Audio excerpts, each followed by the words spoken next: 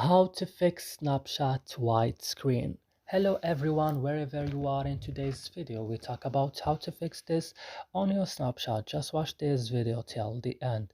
So first go and open the settings of your phone, then go directly and open apps option. Here on apps option you have to search now for Snapchat. Open then Snapchat and scroll down and go to storage option.